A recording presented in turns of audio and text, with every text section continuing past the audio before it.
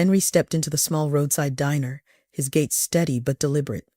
The prosthetic leg moved in rhythm with his steps, a quiet reminder of his past. Dressed in an old, faded military uniform, Henry was a picture of calm in the bustling present. No one knew the depth of his experiences, how the horrors of war haunted him, how the sounds of gunfire still echoed in his mind. All he wanted was a moment of peace, a brief respite from the memories that tormented him. The diner, nestled on a quiet street, was a familiar place for the locals. The young waitress, always with a gentle smile, greeted Henry warmly. She knew his usual order and never pryed into his past. A group of elementary school children often visited after class, bringing an air of innocence and liveliness. Their laughter and carefree chatter provided a comforting background, making Henry feel a little lighter. Henry chose a table by the window, where he could gaze at the small garden outside. He ordered a slice of apple pie and a cup of black coffee. It was his favorite, not just for the taste, but for the memories it held. The apple pie reminded him of his late wife, who used to bake them on weekends. The black coffee, bitter but strong, was his solace on sleepless nights. The diner was enveloped in a serene atmosphere.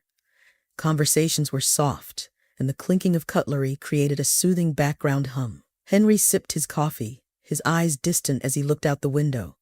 He felt the warmth of the cup in his hands, a rare sensation of comfort in his tumultuous life. "How's the coffee today, Henry?" the young waitress asked, her smile kind and understanding. "Just the way I like it, thank you," Henry replied, his voice low but appreciative. He didn't say much more, and neither did she. There was a mutual understanding between them that certain things were best left unsaid. The peaceful ambiance continued to settle over the diner. Henry took his time with his pie and coffee, letting the quiet moments wash over him. Underneath his calm demeanor lay a soul that had seen too much pain and loss. Henry sought nothing more than a little peace in his remaining days, a brief escape from the chaos of life. Yet the tranquility of the diner was abruptly shattered by the roar of motorcycle engines. The sound grew louder and more menacing, like a storm approaching, until it seemed to engulf the small establishment entirely. 3 bikers, clad in black leather and exuding an air of menace, dismounted their hulking machines and swaggered into the diner. Their presence was like a dark cloud, casting a shadow over the once serene atmosphere. The leader, a burly man with a thick beard and a cruel smirk, glanced around the room. His eyes gleamed with a mix of arrogance and disdain. "Nice place," he sneered, his voice dripping with sarcasm. The other 2 bikers chuckled, their laughter harsh and unsettling. They moved with a casual confidence as if they owned the place, their boots clomping heavily on the floor. Spotting Henry at his table, the leader's eyes lit up with a twisted amusement. He nudged one of his companions, a lanky man with a snake tattoo winding up his arm. "Hey, check out the old-timer," he whispered loudly, enough for everyone to hear. The lanky biker grinned and approached Henry's table, his movements deliberate and taunting. Henry, sensing the impending trouble, looked up calmly, meeting the biker's gaze. The man stared back, his eyes narrowing. "What's this?" he jeered, pointing at Henry's prosthetic leg. "Looks like the old man left a piece of himself behind." The bikers laughed uproariously, the sound echoing through the diner like a grotesque symphony. In a sudden, cruel motion, the lanky biker reached down and kicked at Henry's prosthetic leg, the force jarring it against the table. The room fell silent, a collective gasp escaping the patrons. Henry remained still, his expression unreadable, his calm demeanor an island amidst the chaos. The bikers, reveling in their perceived superiority, seemed emboldened by Henry's lack of reaction.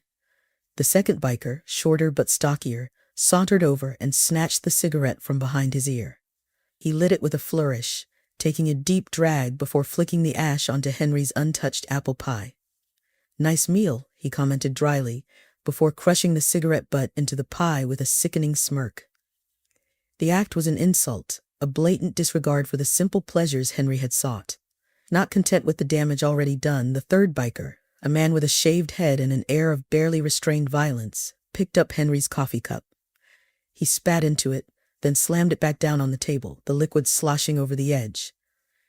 "Hope you like your coffee with a little extra kick," he sneered, his voice filled with mockery. Henry remained motionless, his eyes locked on the table. He felt the weight of every gaze in the room, curious, horrified, pitying, but he refused to give the bikers the satisfaction of a reaction. His silence was a quiet defiance, a refusal to be reduced to their level of cruelty. The waitress, a young woman barely in her 20s, stood frozen behind the counter. Her face was pale, her hands trembling as she clutched a coffee pot. The group of children, usually so lively, were huddled together in a corner, wide-eyed and silent. The air was thick with tension, a palpable fear that gripped the room.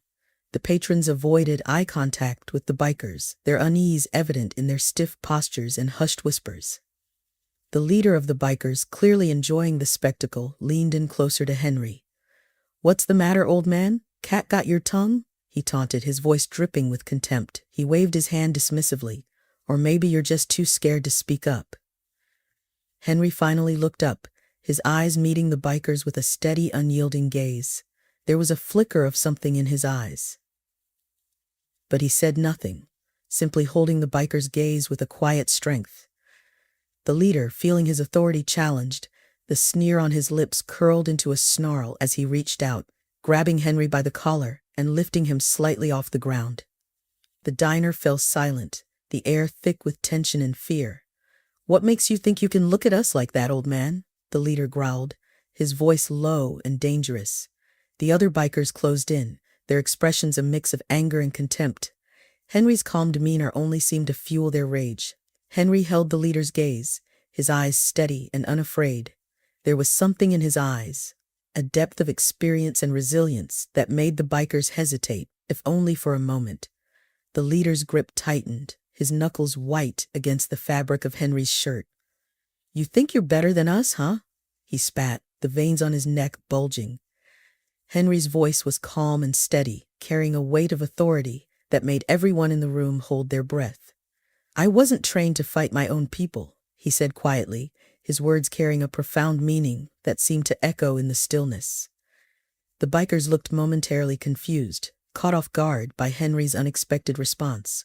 But then, the leader's confusion turned into fury. He shoved Henry back into the chair, his eyes blazing with anger.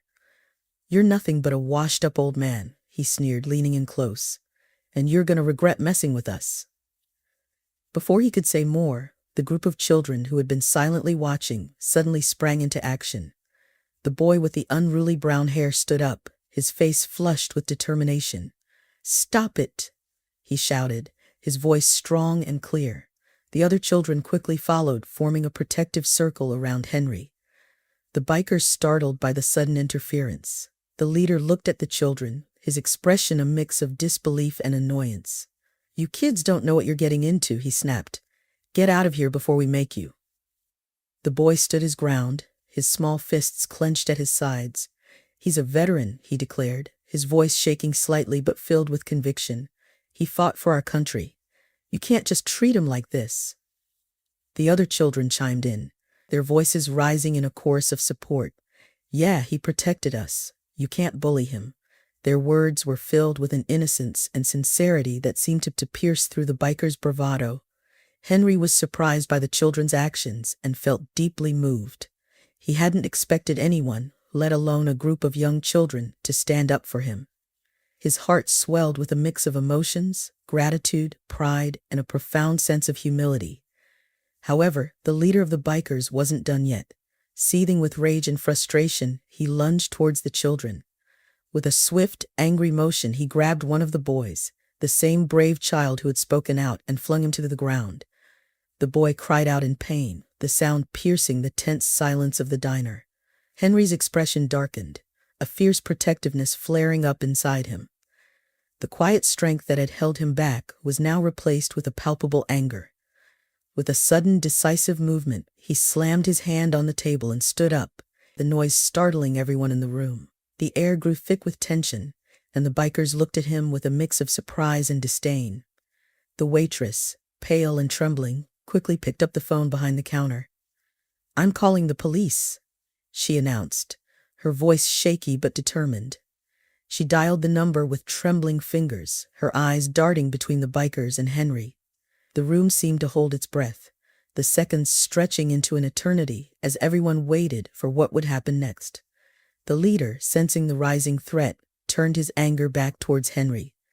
"You think you're a hero, huh?" he spat, his voice laced with venom. He reached out and grabbed Henry's shirt, pulling him closer. "You're just an old man," he sneered, raising his fist to strike. But before the punch could land, Henry moved with a swiftness that belied his age. His military training kicked in, instincts honed from years of service. In one fluid motion, Henry deflected the blow and delivered a sharp strike to the biker's midsection. The leader gasped, doubling over in pain, and stumbled backward. Henry followed up with a precise kick, sending the man sprawling onto the floor. A stunned silence followed, broken only by the muffled sobs of the boy still on the ground. The other two bikers who had been advancing froze in their tracks. Fear flashed across their faces as they watched their leader struggle to get up. Henry's eyes were cold, his voice steady but filled with a quiet fury.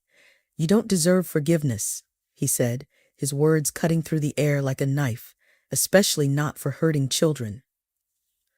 The bikers hesitated, clearly uncertain about their next move. The room seemed to close in around them, the stares of the patrons weighing heavily on their shoulders. The waitress's voice broke the silence as she spoke hurriedly into the phone. "Yes, please hurry, there's an attack at the diner." Henry stood tall, his stance firm and unyielding.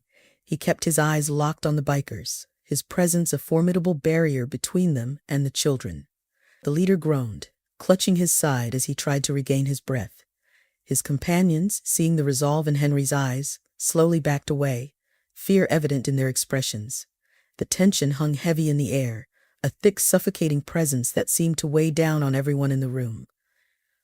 Just then, the distant wail of sirens grew louder, signaling the arrival of the authorities. The bikers exchanged uneasy glances, their bravado wavering as the sound drew nearer. The police arrived first, their presence instantly asserting order over the chaos. Officers quickly fanned out, assessing the situation and ensuring the safety of the patrons. The room, which had been a cauldron of fear and uncertainty, began to settle into a tense silence. As the officers moved to apprehend the bikers, a distinguished figure stepped into the diner. Mayor Thompson, a man known for his strong stance on justice and community welfare. Mayor Thompson's arrival was unexpected, but significant. His presence alone carried weight, and his expression was stern as he surveyed the scene. He approached the leader of the bikers, who was still nursing his wounds and glaring defiantly. "So, it's you again," the mayor said, his voice carrying a mix of disappointment and authority. The leader sneered, trying to maintain his composure, but the fear in his eyes betrayed him. "You're a menace to this city," the mayor continued, his tone cold and unwavering. "This isn't the first time you've caused trouble, and it won't be the last unless we put a stop to it now." He gestured towards the officers, who moved to restrain the bikers. The leader struggled, his bravado flaring up once more. "You think you can just throw us in jail?" he spat. "You think you can scare us, old man? We have connections, money, you can't touch us." The mayor's eyes narrowed, his expression hardening. "It doesn't matter how much money or power you think you have," he replied, his voice firm. "In this city, we uphold the law and protect our citizens. No one is above the law." He looked directly at the leader, his gaze piercing. "You've terrorized this community long enough. It's time you face the consequences of your actions." The tension escalated as the bullies tried to resist, attempting to intimidate the mayor and the police. Their bravado was fueled by a lifetime of getting away with their actions, believing themselves untouchable. But the mayor stood his ground, unwavering. He turned to the police officers beside him, giving a nod. "Do your duty," he instructed. The officers moved swiftly, handcuffing the bullies who continued to hurl threats and insults. "You'll regret this," one of them shouted, struggling against the officer's firm grip. "Our families will hear about this, and you'll all pay." The mayor stepped closer, his voice low but clear. "You can tell your families whatever you want," he said, his eyes locked on the leader of the group. "But remember this, in this city, no one is above the law." After the police had escorted the troublemakers out of the diner, the atmosphere lightened considerably. The tension that had gripped the room seemed to dissipate, leaving a palpable sense of relief among the patrons. Thompson's gaze shifted to the corner where Henry, the elderly veteran, was gently helping the young boy who had been shoved to the ground. Henry knelt beside the boy, his hands steady as he brushed away the last of the boy's tears. "It's okay," Henry murmured softly, his voice soothing. "You were very brave." The boy sniffled, looking up at Henry with a mixture of awe and gratitude. Henry gave him a gentle smile, the corners of his eyes crinkling with warmth. He placed a reassuring hand on the boy's shoulder. Mayor Thompson approached them, his footsteps measured and deliberate. He watched as Henry helped the boy to his feet, his gentle demeanor a stark contrast to the violence that had erupted moments earlier. The mayor felt a surge of respect for the veteran, who had not only defended himself, but also protected the children with a quiet strength. "Are you all right, sir?" Thompson said, his voice carrying a deep sincerity. "I came as soon as I heard that a veteran was being harassed in my city. It's unacceptable and it won't be tolerated." He paused, glancing around the diner before returning his gaze to Henry. "You've given so much for this country. You shouldn't have to face such disrespect, especially not here." Henry nodded, his expression calm yet tired. "I appreciate your words, Mayor," he replied, his voice steady but laced with a hint of weariness. "But today wasn't about me. It was about standing up for what's right. Those kids," he gestured to the children who were watching him with admiration, "they showed more courage than those men ever could." Thompson looked at the children, then back at Henry, a solemn understanding passing between them. "It takes a lot of strength to stand up to bullies, especially at their age," he agreed. He then turned to address the room, his voice firm but compassionate. "What happened here today is a reminder that we all have a role to play in protecting our community. We must stand together against those who seek to harm and intimidate." The patrons nodded in agreement, their expressions reflecting a mix of relief and resolve. The mayor's words resonated, emphasizing the importance of unity and resilience. He turned back to Henry, his eyes filled with gratitude. "You've done more than your fair share of protecting others, Mr. Davis. This city owes you a debt of gratitude." Henry shrugged modestly, the weight of his years evident in the lines on his face. "I did what anyone would have done," he said simply. The mayor smiled, a gesture of respect and solidarity. He extended his hand, and Henry shook it, the handshake firm and meaningful. The children, who had bravely stood up to the aggressors, gathered around him, their faces a mix of admiration and concern. The waitress, who had been watching the events unfold, approached Henry with a warm smile. "That was quite something," she said, her voice soft but full of respect. She placed a fresh slice of apple pie in front of him. "This is on the house, for your courage and for standing up for what's right." Henry looked up, a faint smile touching his lips. "Thank you," he replied, his voice steady. "It was the least I could do." The children, emboldened by the day's events, crowded closer. One of them, a young girl with pigtails, spoke up. "You're a hero, mister," she said, her eyes wide with awe. Henry chuckled softly, shaking his head. "I'm just a man who did what needed to be done," he answered. "But thank you, it means a lot." The other patrons, having witnessed the events, began to murmur among themselves, expressing their admiration for Henry's actions. The waitress nodded, agreeing with the sentiment. "Not everyone would have done what you did," she said. "It takes a special kind of person to stand up to bullies, especially when they could have easily ignored the situation." Henry glanced around the room, seeing the nods of approval and the grateful looks. He felt a sense of warmth and acceptance, something he hadn't experienced in a long time. It was a reminder that, despite the darkness in the world, there were still good people who valued justice and kindness.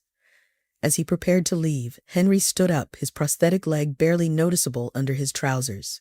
He looked at the children and the waitress, then addressed the room. "Thank you all for your kindness," he said. "It's moments like these that remind me of the importance of standing up for each other, no matter the circumstances. We all have a role to play in making the world a better place." With those words, Henry turned and walked towards the door. The children waved goodbye, and the patrons offered him respectful nods. The waitress watched him go, a sense of pride swelling in her chest. Henry's actions had left a lasting impact on everyone pre-inder of the power of courage and compassion. As Henry stepped out into the crisp evening air, he felt a renewed sense of hope. The morning sun streamed through the windows of the small diner, casting a warm glow over the tables. On the counter lay a fresh newspaper, its front page capturing the attention of everyone who entered. The headline stood out boldly: 91-year-old veteran courageously confronts bullies, protects children. Below the headline, a photo of Henry, the elderly veteran, showed him standing firm, a quiet strength in his eyes. The article recounted the previous day's events in detail. It described the aggressive actions of the group of bullies who had tried to intimidate Henry and the children.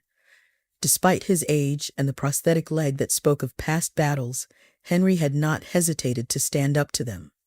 The piece also revealed something many didn't know: Henry's silent contributions to the community.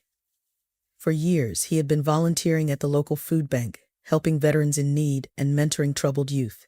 He never sought recognition, doing it all out of a genuine desire to help. As customers read the article, a palpable sense of respect and admiration filled the diner. One of the regulars, an elderly woman, put down the paper and remarked, "I always knew there was something special about that man."